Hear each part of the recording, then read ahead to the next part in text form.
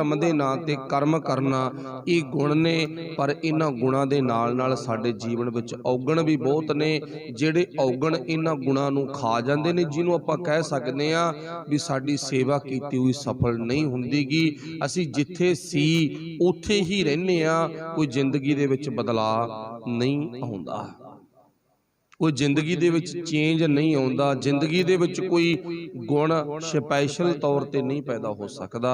असीं जिथे सी उथे दे उथे हां। इहनूं इह भी कहा जा सकदा भी जिवें एक बल्द आगा वो सारा दिन कोलू ते जुड़िया होया गा। चौथे पातशाह दी बचना, चौथे पातशाह ने अपनी पावन बाणी विच लिखिया, कहंदे उस बल्द दियां जदों अखां बन के ते ओनू कोलू ते जोड़िया जांदा ना, वो बेचारा सुबह चलदा शाम तक गेड़े कढ़दा रहिंदा गा, पर अखीर सोचदा भी अज तां लै भी बहुत संदेहां दे चले आ, सुबह दे चले आ, बहुत ज्यादा आपां अपनी मंजिल तय कर ली। तो तोरा तो उन्ना ही रहा ना, सारा दिन तुरी गया, सोचदा भी दिन छिपण तो पहला पहला तू बहुत बाट नवेड़ दी है। पर गुरु पातशाह जी दसदे ने, कहंदे जदों भी तेली ने ओदियां अखां खोलियां, उहने सोचिया कुछ होर सी ते जदों देखिया वो कुछ होर है। सोचिया सी बहुत दूर लंघ गया, बड़ी बड़ी बाट कढ़ देती, लम्मी मंजिल कढ़ देती, पर जदों सोचिया ना ते वो वेखण दे विच कुछ होर आया। सोचिया कुछ होर सी, वेखण नूं कुछ होर मिलिया, वेखिया तां कोलू दे ओथे दा ओथे खड़ा जिथों सवेरे तुरिया सी। ओदी बाट मुक्की नहीं, ओदी मंजिल अगे तय नहीं कर सकिया, वो जिथे सी उथे दा उथे ही है। शायद साडी जिंदगी दे विच भी गुरु रामदास महाराज जी कहंदे इसे तरह दा व्यवहार हुंदा गा। असीं भी अपनी जिंदगी दे दौरान ये सोचदे आ भी बड़ा लम्मा टाइम हो गया सानू सेवा करदे आ, बड़ी लम्मी साडी जिंदगी गुजर गई, सत संगत करदे आ, बाणी पढ़दे आ, पर जदों भी असीं अपनियां अखां तो पट्टी उतारदे आ तां गुरु रामदास महाराज जी कहंदे उथे दे उथे खड़े हुन्ने हां। ना साडे जीवन विचों चुगली खत्म होई आ, निगाह मार के वेख लो भी बाबे दी बाणी आ, अमृत वेला गा, साडी जिंदगी दे विचों निंदा खत्म हो गई नहीं हुई, तू मैं खत्म हो गई नहीं हुई, चोरी खत्म हो गई नहीं हुई, यारी खत्म हो गई नहीं हुई, खत्म की होया? कुछ भी नहीं, उथे दे उथे ही हां, पर फायदा कोई नहीं होया।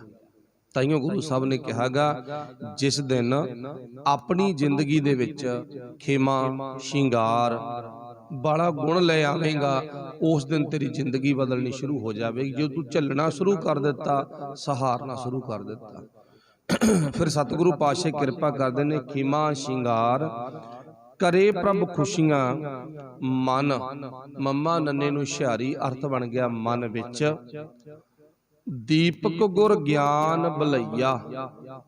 ते फिर मन दे विच ना उस वाहिगुरु जी दी कृपा सदका ज्ञान दा दीवा बल पिया।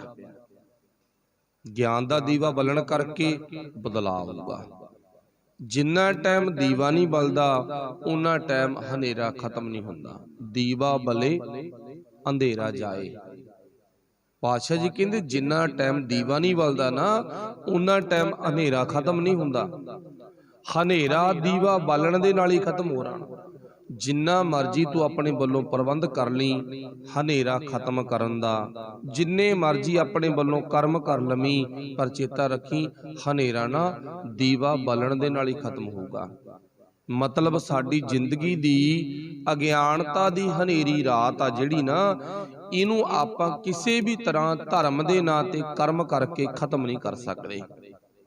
जो मर्जी धर्म दे नां ते कर्म करते रहिए, पर वो हनेरी रात अज्ञानता दी रात दीवा बलण दे नाल ही खत्म होवेगी।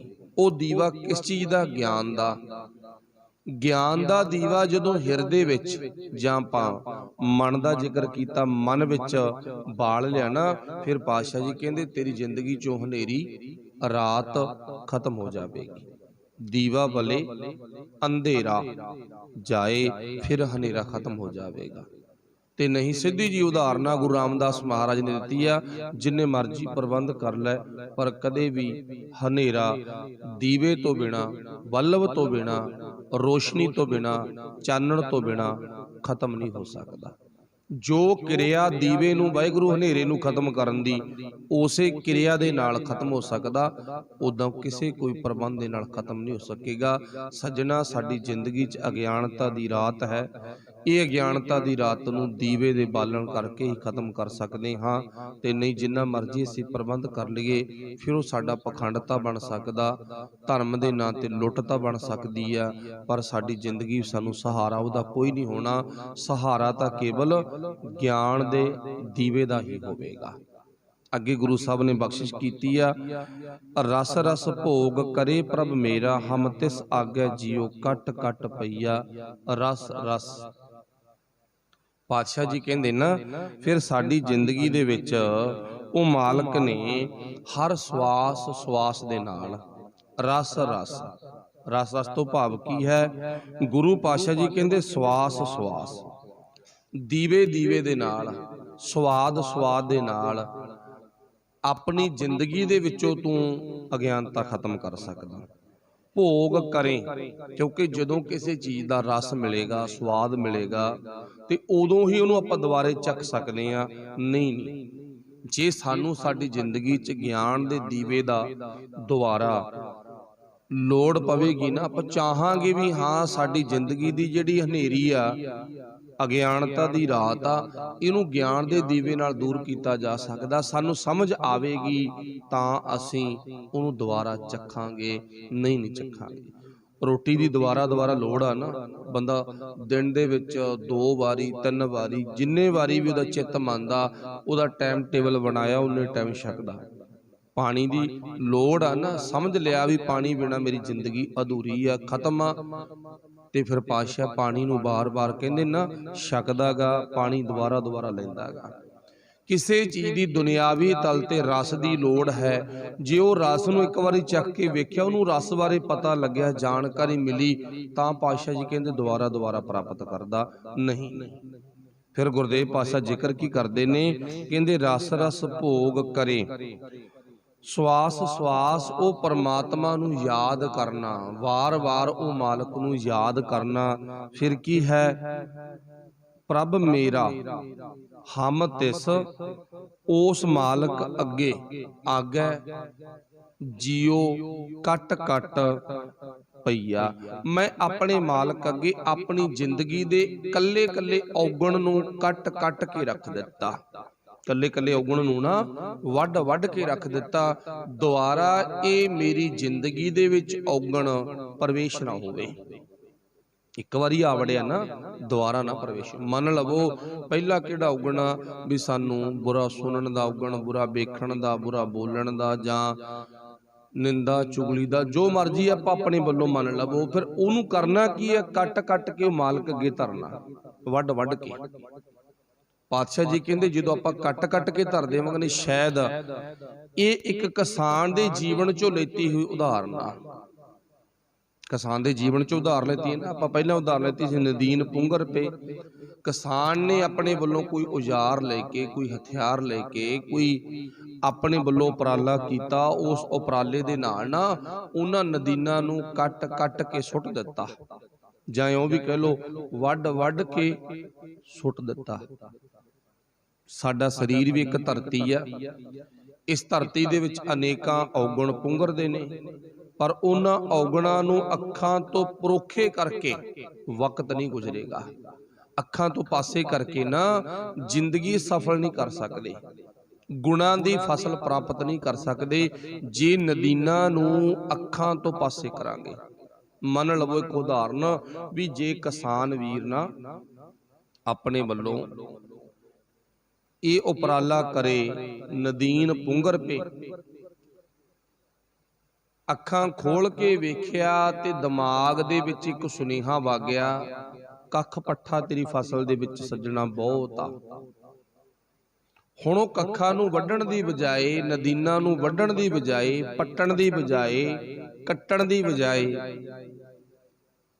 ਤੇ ਉਹਨੇ ਆਪਣੇ ਵੱਲੋਂ ਅੱਖਾਂ ਮੀਚ ਲੈਣੀਆਂ ਨੇ। ਤੇ ਅੱਖਾਂ ਮੀਚ ਕੇ ਕੀ ਬਣੂਗਾ ਇਹ ਸੋਚੋ। ਆਪਾਂ ਨਦੀਨਾਂ ਤੋਂ ਮੂੰਹ ਪਾਸੇ ਕਰ ਲੈਣਾ, ਅੱਖਾਂ ਮੀਚ ਲੈਣੀਆਂ, ਕੀ ਨਦੀਨ ਖਤਮ ਹੋ ਸਕਦੇ ਨੇ? ਨਾ। ਮੂੰਹ ਪਾਸੇ ਕਰ ਲੈਣਾ, ਨਦੀਨ ਖਤਮ ਹੋ ਸਕਦੇ ਨਹੀਂ। ਕਿਵੇਂ ਖਤਮ ਹੋਣਗੇ? ਉਹਨਾਂ ਨੂੰ ਕੱਟਣਾ ਪੈਣਾ, ਵੱਢਣਾ ਪੈਣਾ, ਉਹਨਾਂ ਨੂੰ ਪੁੱਟਣਾ ਪੈਣਾਗਾ। ਤਾਂ ਇਸ ਉਪਰਾਲੇ ਦੇ ਨਾਲ, ਇਸ ਉਦਮ ਦੇ ਨਾਲ ਕਿਸਾਨ ਆਪਣੀ ਫਸਲ ਨੂੰ ਬਚਾ ਸਕਦਾ ਹੈ। ਉਹਦੇ ਕੋਲੇ ਹੋਰ ਕੋਈ ਪ੍ਰਬੰਧ ਨਹੀਂ ਹੈ। ਅੱਖਾਂ ਮੀਚਣ ਦੇ ਨਾਲ ਕੁਝ ਨਹੀਂ ਬਣਨਾ। ਇੱਕ ਕਹਾਵਤ ਵੀ ਹੈ ਨਾ, ਕਹਿੰਦੇ ਕਬੂਤਰ ਨੇ ਆਪਣੇ ਵੱਲੋਂ ਆਪਣੀਆਂ ਅੱਖਾਂ ਦੇ ਨਾਲ ਬਿੱਲੀ ਨੂੰ ਵੇਖ ਲਿਆ, ਪਰ ਬਿੱਲੀ ਦਾ ਸੁਭਾਅ, ਉਹਨੇ ਕਬੂਤਰ ਨੂੰ ਗਲ ਤੋਂ ਪਕੜ ਲੈਣਾ, ਧੌਣ ਮਰੋੜ ਦੇਣੀ ਹੈ। ਪਰ ਹੁਣ ਕਬੂਤਰ ਦੀ ਜਾਨ ਆ ਜਿਹੜੀ, ਉਹ ਕਿਸ ਗੱਲ 'ਚ ਬਚਣੀ ਸੀ? ਵੀ ਉਥੋਂ ਭੱਜਣ 'ਚ ਜਾਨ ਬਚਣੀ ਸੀ। ਸਿੱਧੀ ਜੀ ਗੱਲ ਆ। ਜੇ ਉਥੋਂ ਭੱਜ ਜਾਂਦਾ, ਛੋਟਾ ਜਿਹਾ ਉਪਰਾਲਾ ਕਰਦਾ, ਹਿੰਮਤ ਕਰਦਾ, ਤਾਂ ਉਹ ਬਚ ਜਾਂਦਾ। ਪਰ ਕਬੂਤਰ ਨੇ, ਮੰਨ ਲਓ, ਉਹ ਬਿੱਲੀ ਨੂੰ ਦੇਖ ਕੇ ਅੱਖਾਂ ਮੀਚ ਲੀਆਂ। ਇਹ ਮੰਨ ਲਿਆ ਕਿ ਮੈਂ ਬਿੱਲੀ ਨੂੰ ਵੇਖ ਨਹੀਂ ਰਿਹਾ। ਕਿਉਂ? ਕਿਉਂਕਿ ਮੈਂ ਅੱਖਾਂ ਮੀਚ ਲਈਆਂ। ਮੈਂ ਅੱਖਾਂ ਮੀਚ ਲਈਆਂ ਨਾ, ਮੈਨੂੰ ਬਿੱਲੀ ਨਹੀਂ ਦੀਂਦੀ ਗੀ, ਤੇ ਇਹਦਾ ਮਤਲਬ ਬਿੱਲੀ ਨੂੰ ਮੈਂ ਵੀ ਨਹੀਂ ਦੀਂਦਾ, ਤਾਂ ਕਰਕੇ ਮੈਂ ਅੱਖਾਂ ਬੰਦ ਕਰਕੇ ਜਾਨ ਬਚਾ ਸਕਦਾ। ਪਰ ਨਹੀਂ, ਗੁਰੂ ਪਾਤਸ਼ਾਹ ਜੀ ਇਸੇ ਸ਼ਬਦ ਵਿੱਚ ਉਦਾਹਰਨ ਦਿੰਦੇ ਨੇ। ਇਹ ਜਿਹੜੀ ਕਬੂਤਰ ਦੀ ਉਦਾਹਰਨ ਹੈ ਨਾ, ਬਿੱਲੀ ਵਾਲੀ, ਇਹਦੇ ਤੋਂ ਕਬੂਤਰ ਨੂੰ ਲਾਹਣਤਾਂ ਪੈਣਗੀਆਂ। ਕਿਉਂ ਪੈਣਗੀਆਂ? ਕਿਉਂਕਿ ਅੱਖਾਂ ਮੀਟਣ ਦੇ ਨਾਲ, ਅੱਖਾਂ ਬੰਦ ਕਰਨ ਦੇ ਨਾਲ ਮੌਤ ਤੋਂ ਨਹੀਂ ਬਚਿਆ ਜਾ ਸਕਦਾ। ਬਿੱਲੀ ਨੇ ਧੌਣ ਮਰੋੜ ਹੀ ਲੈਣੀ। ਸੌਖੀ ਜੀ ਗੱਲ ਆ, ਸਿੱਧੀ ਜੀ ਗੱਲ ਆ। ਅੱਖਾਂ ਬੰਦ ਕਰਨ ਦੇ ਨਾਲ, ਮੰਨ ਲਵੋ ਮੇਰੇ ਜੀਵਨ ਦੇ ਵਿੱਚ ਮੈਨੂੰ ਚੁਗਲੀ ਕਰਨ ਦੀ ਆਦਤ ਆ, ਤੇ ਉਸ ਚੁਗਲੀ ਨੂੰ ਅੱਖਾਂ ਮੀਚਣ ਦੇ ਨਾਲ ਕਦੇ ਵੀ ਮੈਂ ਬਚ ਨਹੀਂ ਸਕਦਾ ਇਸ ਬਿਮਾਰੀ ਤੋਂ। ਚੋਰੀ ਕਰਨ ਦੀ ਆਦਤ ਆ, ਕਿਸੇ ਨੇ ਦੱਸ ਦਿੱਤਾ ਵੀ ਚੋਰੀ ਨਾ ਕਰਿਆ ਕਰ, ਦੇਖ ਲਾ ਫਸ ਜਾਵੇਂਗਾ, ਮਾਰਿਆ ਜਾਵੇਂਗਾ, ਜੇਲ੍ਹ 'ਚ ਬੈਠਾ ਰਵੇਂਗਾ। ਪਰ ਮੈਂ ਆਪਣੇ ਵੱਲੋਂ ਉਪਰਾਲਾ ਕੀ ਕੀਤਾ? ਅੱਖਾਂ ਬੰਦ ਕਰ ਲਈਆਂ। ਹੋਇਆ ਕੀ? ਕੁਛ ਵੀ ਨਹੀਂ। ਆਦਤ ਬਣੀ ਰਹੀ, ਆਦਤ ਪੱਕੀ ਰਹੀ। ਉਹ ਆਦਤ ਤੋਂ ਮੈਂ ਮਜਬੂਰ ਰਿਹਾ। ਅੱਖਾਂ ਮੀਚਣ ਦੇ ਨਾਲ ਗੁਰੂ ਸਾਹਿਬ ਕਹਿੰਦੇ ਔਗਣਾਂ ਤੋਂ ਬਚਿਆ ਨਹੀਂ ਜਾ ਸਕਦਾ। ਅੱਖਾਂ ਮੀਟਣ ਦੇ ਨਾਲ ਕਿਸਾਨ ਵੀਰ ਆਪਣੀ ਜ਼ਮੀਨ ਦੇ ਵਿੱਚੋਂ ਨਦੀਨ ਖਤਮ ਨਹੀਂ ਕਰ ਸਕਦਾ। ਨਦੀਨਾਂ ਨੂੰ ਖਤਮ ਕਰਨ ਦੇ ਲਈ ਉਦਮ ਕਰਨਾ ਜ਼ਰੂਰੀ ਹੈ। ਉਦਮ ਕਰਿੰਦਿਆਂ ਜੀਓ, ਕਮਾਵਦਿਆਂ ਸੁਖ ਪੁੰਚ। ਜੇ ਤੂੰ ਉਦਮ ਕਰੇਗਾ ਤਾਂ ਹੀ ਤੂੰ ਕਮਾਵੇਂਗਾ, ਜੇ ਕਮਾਵੇਂਗਾ ਤਾਂ ਹੀ ਤੂੰ ਖਾਵੇਂਗਾ। ਇਵੇਂ ਜਿਵੇਂ ਗੁਰੂ ਸਾਹਿਬ ਜੀ ਕਹਿੰਦੇ ਵੀ ਜੇ ਭਾਈ ਤੂੰ ਆਪਣੀ ਜ਼ਿੰਦਗੀ ਚੋਂ ਕੱਲੇ ਕੱਲੇ ਔਗਣ ਨੂੰ ਵੱਢੇਗਾ, ਪੱਟੇਗਾ, ਖਤਮ ਕਰੇਗਾ, ਤਾਂ ਤੂੰ ਆਪਣੀ ਜ਼ਿੰਦਗੀ 'ਚ ਗੁਨਾਹ 'ਚ ਵਾਧਾ ਕਰ ਸਕਦਾ। ਤੇ ਨਹੀਂ, ਜ਼ਿੰਦਗੀ ਤੇਰੀ ਔਗਣਾਂ ਦੇ ਨਾਲ ਭਰ ਜਾਵੇਗੀ। ਫਿਰ ਤੂੰ ਕਦੇ ਵੀ ਬਚ ਨਹੀਂ ਪਾਵੇਂਗਾ, ਕਦੇ ਵੀ ਸੰਤੁਸ਼ਟ ਨਹੀਂ ਹੋ ਸਕੇਗਾ, ਕਦੇ ਵੀ ਤੂੰ ਆਪਣੇ ਵੱਲੋਂ ਖੁਸ਼ੀ ਮਹਿਸੂਸ ਨਹੀਂ ਕਰ ਸਕੇਗਾ। ਖੁਸ਼ੀ ਹੈ ਜਿਹੜੀ, ਉਹ ਗੁਨਾਹ ਦੇ ਨਾਲ ਹੀ ਹੈ। ਅੱਗੇ ਪਾਤਸ਼ਾਹ ਜ਼ਿਕਰ ਕਰਦੇ ਨੇ, ਹਰ ਹਰ ਹਾਰ ਕੰਠ ਹੈ ਬਨਿਆ, ਮਨ ਮੋਤੀ ਚੂਰ ਵੱਡ ਗਹਿਨ ਗਹਿਨਈਆ। ਫਿਰ ਪਾਤਸ਼ਾਹ ਜੀ ਕਹਿੰਦੇ ਮੈਨੂੰ ਨਾ ਇਸ ਗੱਲ ਨੂੰ ਪੜ੍ਹ ਕੇ, ਸੁਣ ਕੇ ਸਮਝ ਆ ਗਈ ਵੀ ਮੈਂ ਆਪਣੀ ਜ਼ਿੰਦਗੀ ਦੇ ਵਿੱਚ ਗੁਰੂ ਨਾਲ ਜੁੜਨਾ ਸਭ ਤੋਂ ਪਹਿਲਾ ਕਰਮ ਮੇਰਾ ਆ। ਕਿਉਂਕਿ ਗੁਰੂ ਮੇਰੀ ਜ਼ਿੰਦਗੀ 'ਚੋਂ ਔਗਣ ਖਤਮ ਕਰਨ ਦਾ ਤੇ ਗੁਣਾਂ ਦਾ ਸ਼ਿੰਗਾਰ ਕਰਨ ਦਾ ਮੈਨੂੰ ਬਲ ਦਿੰਦਾ। ਔਗਣ ਖਤਮ ਕਰ ਤੇ ਗੁਣਾਂ ਦਾ ਸ਼ਿੰਗਾਰ ਕਰ। ਇਹ ਮੱਤ, ਇਹ ਗੁਰੂ ਮੈਨੂੰ ਦੱਸਦਾ ਗਾ। ਤੇ ਫਿਰ ਮੈਨੂੰ ਜਦੋਂ ਗੁਣਾਂ ਬਾਰੇ ਪਤਾ ਲੱਗ ਗਿਆ ਨਾ, ਫਿਰ ਮੈਂ ਮੇਰੇ ਮਾਲਕ ਤੋਂ ਗੁਣ ਲੈ ਕੇ ਮੈਂ ਉਹਨਾਂ ਗੁਣਾਂ ਨੂੰ ਆਪਣੇ ਅੰਗਾਂ ਦੇ ਵਿੱਚ ਪਹਿਨ ਲਿਆ। ਤੇ ਸਭ ਤੋਂ ਵੱਡਾ ਗੁਣ ਸੀ ਮੇਰਾ, ਜੋ ਆਪਾਂ ਆਰੰਭਤਾ ਦੇ ਵਿੱਚ ਪੜ੍ਹਿਆ ਸੀ, ਖਿਮਾ ਦਾ। ਤੇ ਜਿਹੜਾ ਖਿਮਾ ਵਾਲਾ ਗੁਣ ਸੀ, ਉਹਨੂੰ ਮੈਂ ਆਪਣੇ ਜੀਵਨ ਦੇ ਵਿੱਚ ਮੋਤੀ ਚੂਰ ਬਣਾ ਲਿਆ। ਤੇ ਮੋਤੀ ਚੂਰ ਕਹਿੰਦੇ ਨੇਗੇ ਦੁਨਿਆਵੀ ਤਲ ਤੇ ਇੱਕ ਗਹਿਣੇ ਦਾ ਨਾਮ ਆ, ਜੋ ਮੱਥੇ ਤੇ ਲਾਇਆ ਜਾਂਦਾ ਗਾ। ਜਿਹਨੂੰ ਆਪਾਂ ਮੱਥੇ ਦਾ ਟਿੱਕਾ ਆਦਿਕ ਹੋਰ ਭਾਸ਼ਾਵਾਂ ਨਾਲ ਵੀ ਯਾਦ ਕਰ ਲੈਂਦੇ ਆ।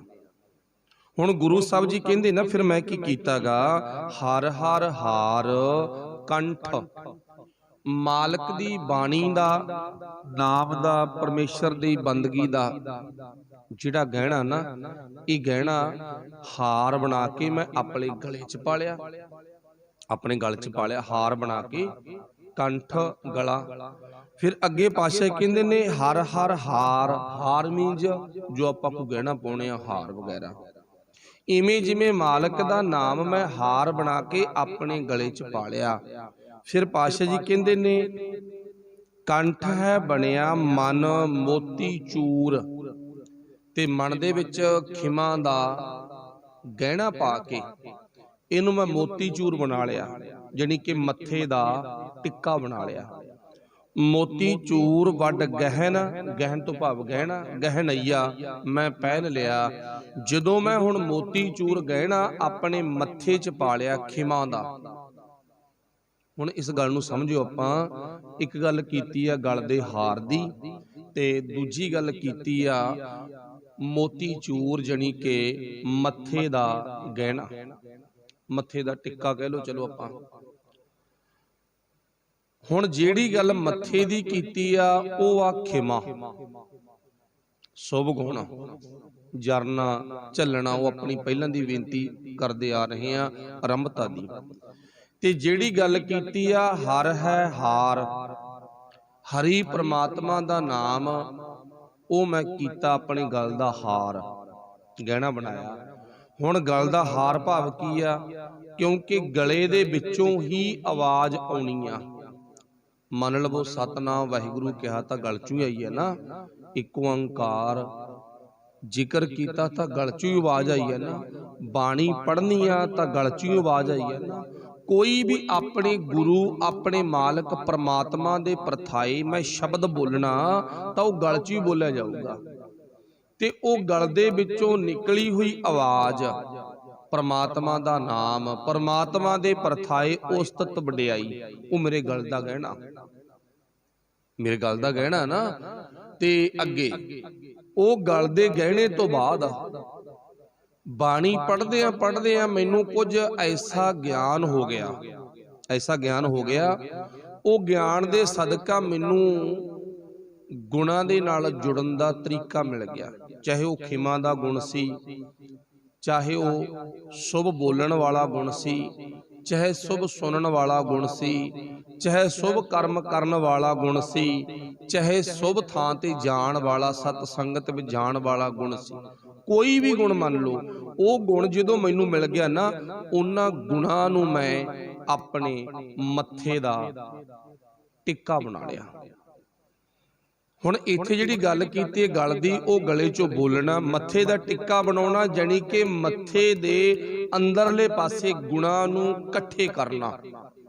ਦੂਜੀ ਗੱਲ, ਇਹ ਗੱਲ ਧਿਆਨ 'ਚ ਰੱਖਿਓ, ਅਸੀਂ ਸਰੀਰਕ ਤਲ ਤੇ ਗਹਿਣੇ ਪਹਿਨਦੇ ਆ, ਸ਼ਾਂਪਾਂ ਪਹਿਨੀਆਂ ਜਾਂਦੀਆਂ ਨੇ, ਕੜੇ ਪਹਿਨੇ ਜਾਂਦੇ ਆ, ਮਾਮਾ ਭੈਣਾਂ ਆਪਾਂ ਨੂੰ ਪਤਾ ਪੈਰਾਂ ਦੇ ਵਿੱਚ ਵੀ ਪਹਿਨ ਲੈਂਦੇ ਨੇ, ਚਲੋ ਅਲੱਗ-ਅਲੱਗ ਨੇ, ਪਰ ਕਿਸੇ ਹੋਰ ਅੰਗ ਦਾ ਜ਼ਿਕਰ ਨਹੀਂ ਕੀਤਾ ਵੀ ਆਪਣੇ ਉਂਗਲ ਦੇ ਵਿੱਚ ਪਾ, ਗੁੱਟ 'ਚ ਪਾ, ਪੈਰਾਂ 'ਚ ਪਾ, ਪੈਰਾਂ ਦੀਆਂ ਉਂਗਲਾਂ 'ਚ ਪਾ, ਨਾ, ਕਿਸੇ ਵੀ ਜਗ੍ਹਾ ਦਾ ਜ਼ਿਕਰ ਨਹੀਂ ਕੀਤਾ। ਚੌਥੇ ਪਾਤਸ਼ਾਹ ਨੇ ਜੇ ਸਾਡੇ ਸਰੀਰ ਤੋਂ ਉਦਾਹਰਨ ਲੈਤੀ ਆ, ਦੋ ਥਾਵਾਂ ਦਾ ਜ਼ਿਕਰ ਕੀਤਾ, ਇੱਕ ਗਲ ਦਾ ਤੇ ਇੱਕ ਮੱਥੇ ਦਾ। ਗਲ 'ਚੋਂ ਬੋਲਣਾ, ਮੱਥੇ ਦੇ ਉੱਪਰ ਟਿੱਕਾ ਨਹੀਂ ਲਾਉਣਾ, ਮੱਥੇ ਦੇ ਅੰਦਰਲੇ ਪਾਸੇ ਗੁਣਾਂ ਨੂੰ ਟਿਕਾ ਕੇ ਰੱਖਣਾ। ਇਹ ਤੇਰੇ ਜੀਵਨ ਦੀ ਸਭ ਤੋਂ ਵੱਡੀ ਕਿਰਿਆ, ਜੇ ਤੂੰ ਇਸ ਕਿਰਿਆ ਨਾਲ ਜੁੜ ਜਾਵੇਂ ਤਾਂ। ਹੁਣ ਗੱਲ ਬੜੀ ਵਧੀਆ ਕਹੀ ਆ, ਪਰ ਜੇ ਆਪਾਂ ਅਮਲ ਕਰੀਏ ਤਾਂ ਨਾ ਤਾਂ ਸਾਡੇ ਮੱਥੇ ਦੇ ਅੰਦਰਲੇ ਪਾਸੇ ਕੋਈ ਗੁਣਾ, ਨਾ ਸਾਡੇ ਗਲੇ 'ਚ ਕੋਈ ਸ਼ੁਭ ਆਵਾਜ਼ ਆ, ਸ਼ੁਭ ਬੋਲ ਕੋਈ ਨਹੀਂ ਨਾ ਹੈ। ਪਾਤਸ਼ਾਹ ਨੇ ਬਾਣੀ 'ਚ ਕੀ ਲਿਖਿਆ, ਅੰਮ੍ਰਿਤ ਵੇਲਾ ਸੱਚ ਨੌ ਵਡਿਆਈ ਵਿਚਾਰ ਸੌਖੀ ਲਿਖਿਆ ਹੈਗਾ। ਭਲਕੇ ਉੱਠ ਪਪੋਲੀ ਐ, ਝਲਾਂਗੇ ਉੱਠ ਨਾਮ ਜਪ, ਕਰ ਇਸ਼ਨਾਨ ਸਿਮਰ ਪ੍ਰਭ ਆਪਣਾ। ਹੁਣ ਗੁਰੂ ਪਾਤਸ਼ਾਹ ਨੇ ਕਿੰਨੇ ਹਵਾਲੇ ਦਿੱਤੇ ਵੀ ਜਦੋਂ ਵੀ ਤੂੰ ਸਵੇਰੇ ਉੱਠੇਗਾ ਨਾ, ਮਾਲਕ ਨੂੰ ਚੇਤੇ ਰੱਖੇ, ਤੇਰੇ ਗਲੇ 'ਚੋਂ ਕੋਈ ਹੋਰ ਗੱਲ ਨਾ ਨਿਕਲੇ, ਤੇ ਹੁਣ ਸਾਡੇ ਗਲੇ ਚੋਂ ਕੀ ਕੁਛ ਨਿਕਲੀ ਜਾਂਦਾ, ਪਾਪ ही देख लो। माफ करना, गल दी बड़ी अहमियत दिती है पातशाह ने। अपने गल दे विच हार पा, उंगल च नहीं कहा, किसी कन्न च नहीं कहा, नक च नहीं कहा, पैरां च नहीं कहा, जे कहा तां गल दे हार दी गल कीती आ। बेशक दुनियावी हार दी नहीं गल, इत्थे गल दे हार भाव परमात्मा दे नाम दी गल कीती आ। जदों भी रब चेते आउंदा, मालक तेरे ते किरपा करदा, तां ओह गले दे विचों ही उच्चारण कीता जांदा ते गले दे विचों भलिया निंदा चुगली आदਿਕ बुरीआं गल्लां उच्चारण ना कर। हाथ पांव सब काम, चीत नरंजन नाल अपना चित्त ना जानी कि चेते रख, परमात्मा नूं चित्त अपना मालक नाल जोड़ के रख। दूजी गल मत्थे दी कीती आ, मत्थे ते बेशक असीं कोई टिक्का नहीं लाउणा, ਉਹ ਸਾਡੇ सिख धर्म के अनुसार, गुरमत के अनुसार गहणियां की जिहड़ी वाधू तौर पर साडी जिंदगी दे विच एक बीमारी है, कट्टिया मालक ने, वरजिया सानू रोकिया गा। पर मत्थे दे अंदरले पासे गहना जरूर रखना गा। मत्थे दे अंदरले पासे की है, दिमाग, ते दिमाग दे विच शुभ गुण होण, ते उन्हां शुभ गुणां करके पातशाह कहंदे तेरी जिंदगी दे विच तरक्की आ। ते हुण ये दोने गुण आपां अपनी जिंदगी च लैके आउणे आ। एक तां मत्थे दे अंदरले बन्ने गुणां दा शिंगार करना, ते दूजा गल दे विच मालक दी बाणी दा, मालक दे नाम दा हार पहनना है। ये दोने काम जिहड़े सिख ने कर ले, वो गुरु दा सच्चा सिख आपां कहा सकदे हां। ते नहीं तां आपां वेखण नूं सिख कहा सकदे आ, पर साडी जिंदगी दे विच गुरु दी शायद रहत, गुरु वल्लों बख्शिश कीते गुण, गुरु वल्लों दसी हुई मर्यादा वो नहीं होवेगी। अगे पाशे जिक्र करते ने फिर, हर हर शरदा सेज बछाई, प्रभ छोड़ ना सकै बहुत मन भैया। फिर मेरे मालक दी जिहड़ी शरदा ना, उहदे ते विश्वास वो मेरे मन दे विच बन चुकी है, ते इस शरदा नूं कोई तोड़ नहीं सकता। एक तां हुंदी है, तुहानूं सारिआं नूं पता, इस विषय ते आपां बहुत वारी विचार कीती आ। एक तां हुंदी आ अन्नी शरदा, जिवें कि पानी ते अपने वल्लों अन्ना विश्वास करना भी इहदे चों मक्खणी निकलूगी ही निकलूगी। हालांकि पानी नहीं माड़ा, आपां हुणी पहिलां दे विच उधार लैती आ भी पहिलां पानी जीओ है, पानी नहीं माड़ा, पानी बिना एक पल एक बिंद भी नहीं सरदा गा। पर गुरु साहब ने कहा भी जे कोई अन्नी शरदा रख ले मक्खणी निकलू निकलू, तां ओहदी बेवकूफी होवेगी। हुण साडी अन्नी शरदा की आ, पत्थर दी मूर्ति नूं पूजना, इह चों रब निकलू ही निकलू, ना ना निकलिया ना निकले। अन्नी शरदा की आ, स्पैशल कोई समय दी विचार करनी, अन्नी शरदा ना, वाहिगुरू भला करे। एक नहीं अनेकां साडी जिंदगी च धर्म दे नां ते क्रियावां असीं अन्नी शरदा नूं मुख रख के करदे हां। पातशाह कहंदे ओह गलत है। असल शरदा गुरदेव पातशाह दी पावन बाणी, बाणी ते भरोसा रखना, जो गुर कहे सोई भल मानो। मैनूं पता जदों मैं अपने गुरु ते विश्वास रखांगा ना, ते गुरु मेरे सारे कारज पूरे करेगा ही करेगा। अज नहीं कल, कल नहीं परसों। जे कारज पूरा नहीं हो रहा ना, पहली गल तां कारज सफल हुंदा ही हुंदा।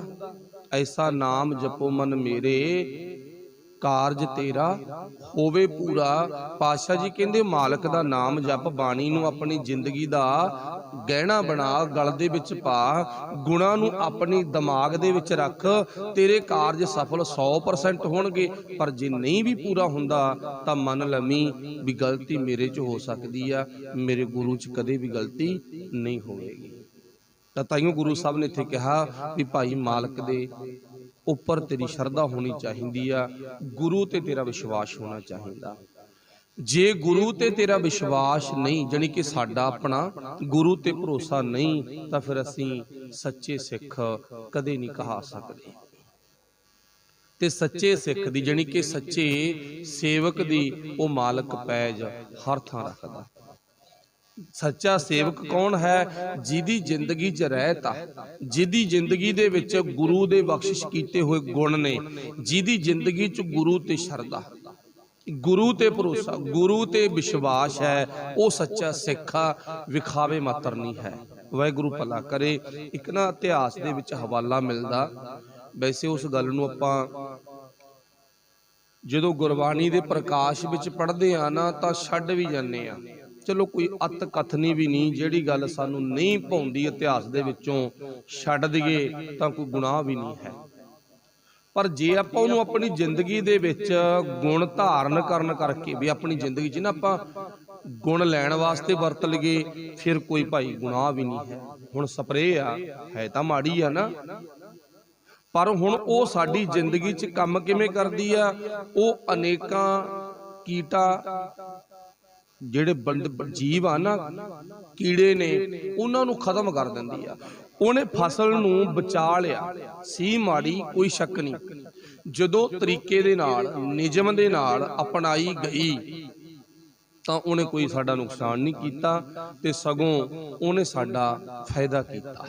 ਤੇ ਕਿਸਾਨ ਵੀਰ ਨਾ ਆਪਣੀ ਫਸਲ ਨੂੰ ਬਚਾਉਣ ਦੇ ਲਈ ਕਈ ਵਾਰ ਤੇਜ਼ ਤੋਂ ਤੇਜ਼, ਸਖਤ ਤੋਂ ਸਖਤ ਸਪਰੇਅ ਦੀ ਦਵਾਈ ਦੀ ਵੀ ਵਰਤੋਂ ਕਰਦਾ ਗਾ।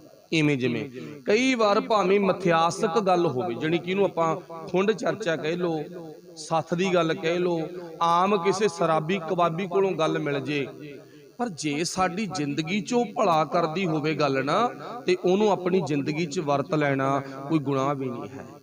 ਇਹ ਗੁਰੂ ਸਾਹਿਬ ਜੀ ਸਾਨੂੰ ਸਮਝਾਉਂਦੇ ਨੇ। ਇਵੇਂ ਜਿਵੇਂ ਇਤਿਹਾਸ ਦੇ ਵਿੱਚੋਂ ਜਿਹੜੀ ਗੱਲ ਆਪਾਂ ਕਰਦੇ ਸੀ ਨਾ, ਇੱਕ ਹਵਾਲਾ ਮਿਲਦਾ ਬੜਾ ਪਿਆਰਾ, ਕਵੀ ਸੰਤੋਖ ਸਿੰਘ ਨੇ ਲਿਖਿਆ ਤੇ ਪਟਵਈਆਂ ਦੇ ਵਿੱਚ ਵੀ ਲਿਖਿਆ, ਪ੍ਰਾਚੀਨ ਗ੍ਰੰਥਾਂ ਦੇ ਵਿੱਚ ਵੀ ਹਵਾਲਾ ਮਿਲਦਾ।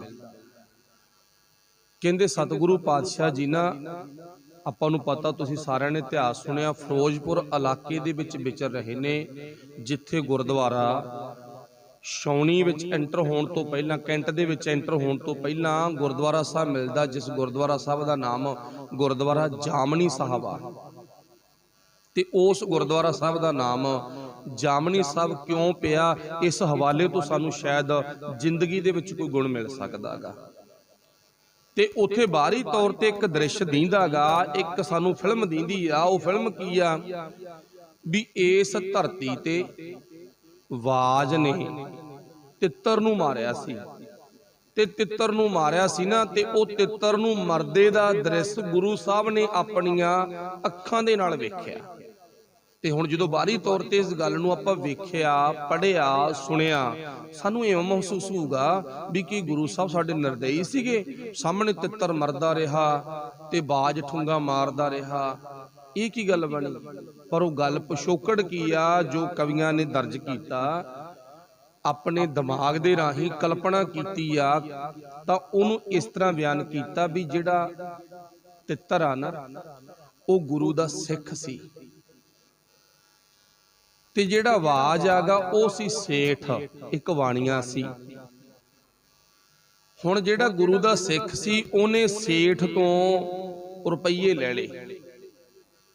ਚਲੋ ਆਪਣਾ ਮਤਲਬ ਹੱਲ ਕਰਨ ਦੀ ਦੇ ਲੈਣ ਸਾਡਾ ਮੁੱਢ ਤੋਂ ਹੀ ਚੱਲਦਾ, ਕੋਈ ਅੱਜ ਤੋਂ ਨਹੀਂ ਹੈ। ਇੱਕ ਤੋਂ ਲੈ ਲੈਣੇ, ਦੂਜੇ ਨੂੰ ਦੇਣੇ, ਕੁਝ ਵੀ ਆ, ਚਾਹੇ ਸਾਡਾ ਦੇ ਲੈਣੇ ਚੱਲਦਾ। ਤੇ ਉਸ ਤੋਂ ਬਾਅਦ ਕੀ ਹੋਇਆ? ਜਦੋਂ ਇਸ ਸਿੱਖ ਨੇ ਪੈਸੇ ਨਾ ਮੋੜੇ ਤਾਂ ਇਹਨੇ ਆਪਣੀ ਜਗ੍ਹਾ ਬਦਲਤੀ। ਸਾਡੇ ਸਮਾਜ ਵਿੱਚ ਅੱਜ ਵੀ ਇਹ ਕੁਛ ਚੱਲਦਾ, ਬੰਦਾ ਆਪਣਾ ਘਰ ਛੱਡ ਕੇ ਨਾ ਦੂਜੀ ਜਗ੍ਹਾ ਤੇ ਚਲਾ ਜਾਂਦਾ ਵੀ ਖਬ ਨਹੀਂ ਮੇਰਾ ਖਹਿੜਾ ਛੁੱਟ ਜੂਗਾ। ਪਰ ਵਾਹਿਗੁਰੂ ਭਲਾ ਕਰੇ, ਬਾਣੀ ਦੇ ਵਿੱਚ ਰੋਜ਼ ਆਪਾਂ ਪੜ੍ਹਦੇ ਹਾਂ, ਪਾਤਸ਼ਾਹ ਜੀ ਕਹਿੰਦੇ ਕੇਤੇ ਮੂਰਖ ਖਾਹੀ ਖਾਹੇ, ਕੇਤੇ ਲੈ ਲੈ ਮੁੱਕਰ ਪਾਹੇ। ਬਾਦਸ਼ਾਹ ਜੀ ਨੇ ਬਾਣੀ ਦੇ ਵਿੱਚ ਬੜਾ ਸੋਹਣਾ ਹਵਾਲਾ ਦਿੱਤਾ ਵੀ ਸੱਜਣਾ, ਕਦੇ ਵੀ ਕਿਸੇ ਚੀਜ਼ ਨੂੰ ਲੈ ਕੇ ਨਾ ਵਰਤ ਕੇ ਕਿਸੇ ਦਾਨੇ ਸੱਜਣ ਤੋਂ ਤੇ ਕਦੇ ਮੁੱਕਰੀ ਦਾ ਨਹੀਂ ਹੁੰਦਾ। ਮੁੱਕਰੀ ਨਾ, ਜੇ ਤੂੰ ਮੁੱਕਰੇਗਾ ਨਾ ਤਾਂ ਤੂੰ ਸਭ ਤੋਂ ਘਟੀਆ ਇਨਸਾਨ ਆ। ਤੇ ਸਿਆਣਿਆਂ ਦੇ ਬੋਲ ਨੇ, ਭਾਵੇਂ ਲੇਟ ਮੋੜ ਦੋ ਬਈ ਕਿਸੇ ਦੀ ਚੀਜ਼, ਪਰ ਮੁੱਕਰੋ ਨਾ। ਤੇ ਦਾਨਾ ਪੁਰਖ ਨਾ, ਸਿਆਣਾ ਪੁਰਖ ਮੁੱਕਰਦਾ ਵੀ ਨਹੀਂ ਹੁੰਦਾ।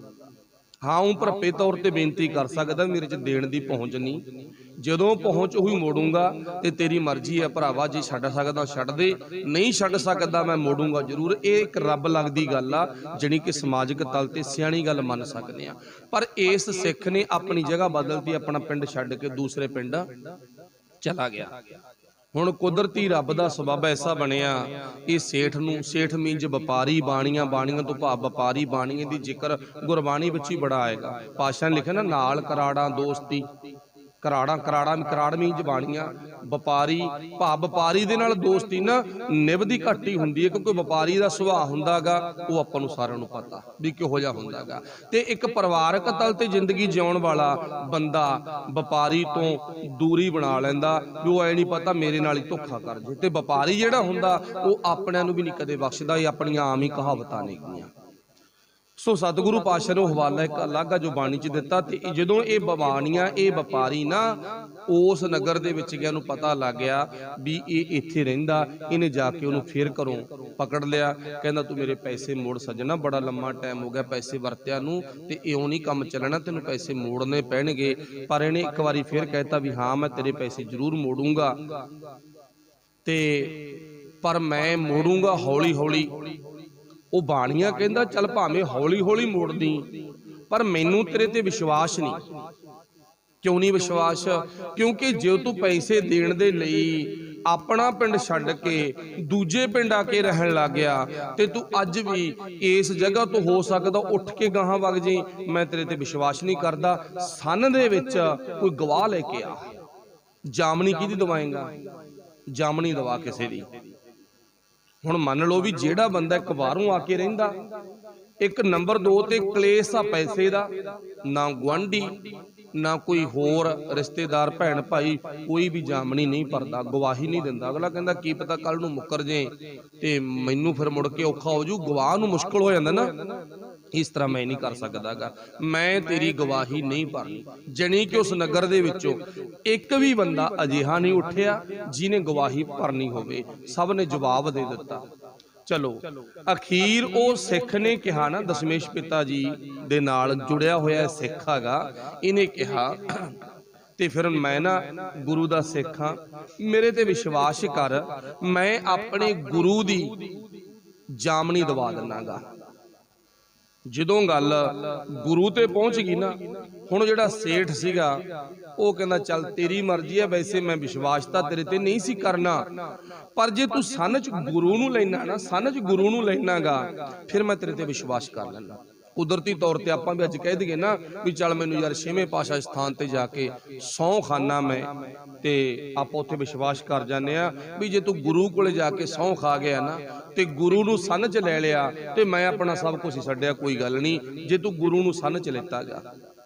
ਹੁਣ ਉਹ ਬਾਣੀਏ ਨੇ ਗੁਰੂ ਕਰਕੇ ਵਿਸ਼ਵਾਸ ਕਰ ਲਿਆ, ਠੀਕ ਆ ਤੂੰ ਗੁਰੂ ਨੂੰ ਸੰਨ 'ਚ ਲੈ ਲਿਆ, ਗੁਰੂ ਦੀ ਜਾਮਣੀ ਪਵਾਤੀ, ਗੁਰੂ ਦੀ ਗਵਾਹੀ ਪਵਾਤੀ, ਤੇ ਮੈਂ ਤੇਰੇ ਤੇ ਵਿਸ਼ਵਾਸ ਕਰ ਲੈਣਾ, ਪਰ ਇੰਨੇ ਟਾਈਮ ਤੱਕ ਮੇਰੇ ਰੁਪਈਏ ਮੋੜ ਨਹੀਂ, ਤੇ ਤੂੰ ਗੁਰੂ ਨੂੰ ਸੰਨ 'ਚ ਗਵਾਹੀ ਪਵਾਈ ਆ, ਗੁਰੂ ਦੀ ਜਾਮਣੀ ਦਵਾਈ ਆ, ਤੇ ਦੇਖ ਲੈ ਕੱਲ ਨੂੰ ਕਿਤੇ ਗੱਲ ਉਲਟ ਨਾ ਹੋ ਜੇ। ਉਹ ਕਹਿੰਦਾ ਠੀਕ ਆ ਜ਼ਰੂਰ ਮੈਂ ਤੇਰੇ ਪੈਸੇ ਮੋੜਾਂਗਾ। ਪਰ ਹੋਇਆ ਕੀ? ਗੁਰੂ ਦੀ ਗਵਾਹੀ ਪਵਾਤੀ, ਗੁਰੂ ਦਾ ਸਿੱਖ ਸੀ, ਮਨ ਵਿੱਚ ਬੇਈਮਾਨੀ ਫੇਰ ਆ ਗਈ ਤੇ ਉਹਨੇ ਆਪਣਾ ਡੰਡਾ ਡੇਰਾ ਚੱਕਿਆ, ਉਹ ਪਿੰਡ ਛੱਡ ਕੇ ਵੀ ਹੋਰ ਪਿੰਡ ਚਲਾ ਗਿਆ। ਉਸ ਬਾਣੀਏ ਨੇ ਸਬਰ ਕਰ ਲਿਆ, ਉਸ ਵਪਾਰੀ ਨੇ ਸਬਰ ਕਰ ਲਿਆ, ਕਹਿੰਦਾ ਚੱਲ ਕੋਈ ਗੱਲ ਨਹੀਂ, ਗੁਰੂ ਨੂੰ ਸੰਨ 'ਚ ਪਵਾਇਆ ਸੀ ਤੇ ਗੁਰੂ ਹੀ ਨਜਿੱਠੂ, ਮੈਨੂੰ ਕੋਈ ਲੋੜ ਨਹੀਂ। ਸਬਰ ਕਰ ਲਿਆ ਨਾ। ਜਦੋਂ ਆਪਾਂ ਆਮ ਹੀ ਕਹਿੰਦੇ ਨੇ ਮਰੇ ਮੁੱਕਰੇ ਦੀ ਕੀ ਦਵਾਈ ਆ, ਫਿਰ ਜਦੋਂ ਬੰਦਾ ਮੁੱਕਰੀ ਗਿਆ ਤੇ ਫਿਰ ਉਹਦਾ ਕੀ ਇਲਾਜ ਆ? ਛੱਡੋ ਖੜਾ ਬਸ। ਤੇ ਪਰ ਹੋਇਆ ਕੀ, ਹੁਣ ਜਿਹੜਾ ਇਹ ਜਾਮਣੀ ਸਾਹਿਬ ਗੁਰਦੁਆਰਾ ਸਾਹਿਬ ਇੱਥੇ ਤਿੱਤਰ ਤੇ ਆਵਾਜ਼ ਦੀ ਜਿਹੜੀ ਲੜਾਈ ਹੋਈ ਹੈਗੀ, ਹੁਣ ਇੱਥੇ ਗੱਲ ਪਹੁੰਚ ਗਈ ਵੀ ਉਸ ਤੋਂ ਬਾਅਦ ਇਹ ਕੁਝ ਟਾਈਮ ਤੋਂ ਬਾਅਦ ਸਿੱਖ ਮਰ ਗਿਆ, ਇਹਨੂੰ ਜੂਨ ਮਿਲੀ ਕਹਿੰਦੇ ਤਿੱਤਰ ਦੀ, ਤੇ ਜਿਹੜਾ ਬਾਣੀਆ ਸੀ ਉਹ ਵੀ ਮਰ ਗਿਆ, ਇਹਨੂੰ ਜੂਨ ਮਿਲੀ ਬਾਜ ਦੀ। ਹੁਣ 10ਵੇਂ ਪਾਤਸ਼ਾਹ ਦਾ ਬਾਜ ਨਾਲ ਬਹੁਤ ਸਨੇਹ ਆ, ਪਰ ਜੇ ਦੇਖਿਆ ਜਾਵੇ ਤਾਂ ਬਾਜ ਮਾਸਾਹਾਰੀ ਜੀਵ ਆ, ਪਰ ਗੁਰੂ ਗੋਬਿੰਦ ਸਿੰਘ ਮਹਾਰਾਜ ਜੀ ਦੇ ਨਾਲ ਰਹਿੰਦਾਗਾ, ਹਰ ਵਕਤ ਨਾਲ ਆ। ਤੇ ਆਪਾਂ ਕਹਿੰਦੇ ਵੀ ਗੁਰੂ ਸਾਹਿਬ ਨੂੰ ਬਾਜਾਂ ਵਾਲਾ ਹਨਾ, 7ਵੇਂ ਪਾਤਸ਼ਾਹ ਵੀ ਬਾਜ ਰੱਖਦੇ ਸੀ, 6ਵੇਂ ਪਾਤਸ਼ਾਹ ਵੀ ਬਾਜ ਰੱਖਦੇ ਸੀ, ਤੇ 10ਵੇਂ ਪਾਤਸ਼ਾਹ ਨੂੰ ਤਾਂ ਆਪਾਂ ਕਹਿੰਦੇ ਬਾਜਾਂ ਵਾਲਾ। ਤੇ ਹੁਣ ਗੁਰੂ ਸਾਹਿਬ ਜੀ ਦੇ ਨਾਲ ਆਵਾਜ਼ ਆਗਾ, ਤੇ ਇਹ ਉਹੀ ਆਵਾਜ਼ ਆ ਜਿਹਨੇ ਗੁਰੂ ਤੇ ਵਿਸ਼ਵਾਸ ਕੀਤਾ, ਗੁਰੂ ਦੇ ਨਾਂ ਤੇ ਗੁਰੂ ਦੇ ਸਿੱਖ ਤੇ ਵੀ ਵਿਸ਼ਵਾਸ ਕੀਤਾ। ਇਹ ਉਹੀ ਆਵਾਜ਼ ਆ ਜਿਹੜਾ ਸੇਠ ਦੇ ਰੂਪ ਚ ਮਰਿਆ ਸੀ ਤੇ ਅੱਜ ਗੁਰੂ ਕੋਲ ਹੈ। ਸਮਾਂ ਪਾ ਕੇ ਇਹ ਉਹੀ ਤਿੱਤਰ ਆ ਜਿਹੜਾ ਕੱਲ ਸਿੱਖ ਸੀ पर वाहिगुरू भला करे। गुरदेव पातशाह ने अपनी पावन बाणी रहतनामे दे विच भी दर्ज कीता, रहत प्यारी मुझको सिख प्यारा नाही। मैनू किसी दी शक्ल नहीं प्यारी, मैनू सिख नहीं प्यारा, मैनू शरीर नहीं प्यारा, मैनू शरीर दी रहत प्यारी है। जिहदे जीवन विच रहत आ वो मेरा, बस गल खत्म। वो भावें बाणीआ, भावें मुसलम आ, भावें हिंदू आ, भावें कोई भी किसी जात नाल संबंध आ, जिहदे कोले रहत आ। ते हुण चेता रखियो, इत्थे ओ बाज भी आ ते इत्थे ओ तित्तर भी आ। बस बाज ने तित्तर दी परख कीती ते तित्तर नूं जाके फड़ लिया, ते हुण तित्तर नूं जाके ढालिया ना जदों, ते तित्तर दे ठुंगा मारनियां शुरू कर दित्तियां। ते जिहड़ी गल इत्थे इतिहास बनिया होया गा, ते सिखां ने पुछया 10वें पातशाह नूं, पातशाह तित्तर नूं बाज चूंडी जा रहा, मार रहा गा, ते तुसीं सन्मुख देख रहे हो, ते क्यों? ते गुरु साहब ने रोकता सी, कोई गल नहीं, इन्हां दा पिछोकड़ आ, इन्हां दा भाव पिछला देना लैना इन्हां नूं अपना पूरा कर लैण दे। जदों पूरा कर लैण दी गल कही ना, उस तो बाद तित्तर गया मर, ते बाज तित्तर नूं मार के गुरु साहब कोले फिर पहुंच गया।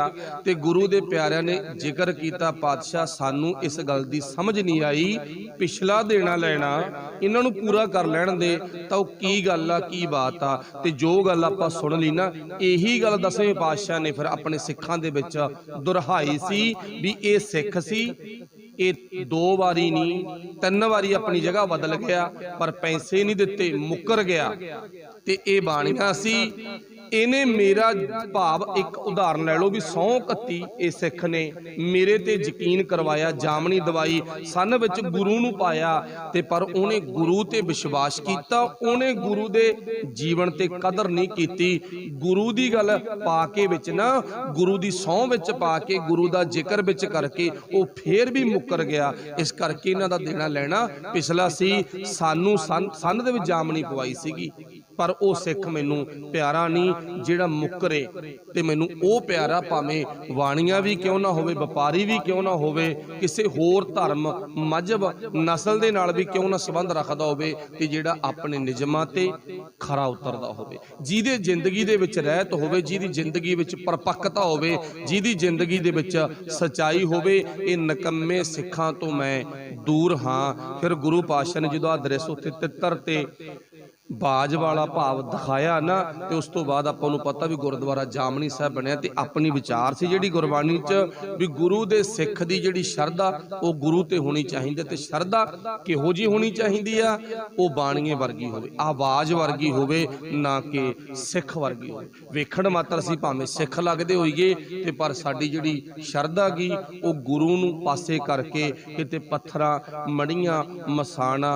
कबरां जां वेखा वेखी दे सिख ना होइए, मुकरन वाले सिख ना होइए, किसी तो लैके किसी तो खो के खाण वाले ना होइए, अपनी जिंदगी दे विच किरत विरत नूं प्यार करन वाले सिख बणीए। तां गुरु साहब जी कहंदे सच्चे सिख, सच्चे शरधावान ते सच्चे भरोसे वाले जीवन वाले गुरसिख कहा सकदे हाँ।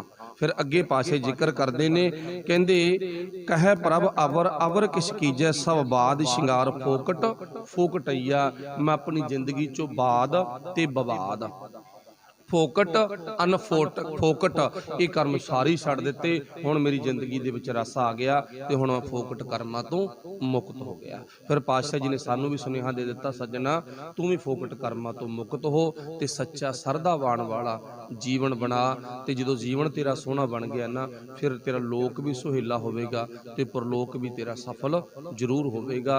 लोक सुखीए परलोक सुहेले, नानक हर प्रभ आपे मेले। भुलां दी खिमा, सब दा धन्नवाद। वाहिगुरू जी का खालसा, वाहिगुरू जी की फतेह। राम कली महला तीजा, आनंद एको ओंकार, सतगुर प्रसाद।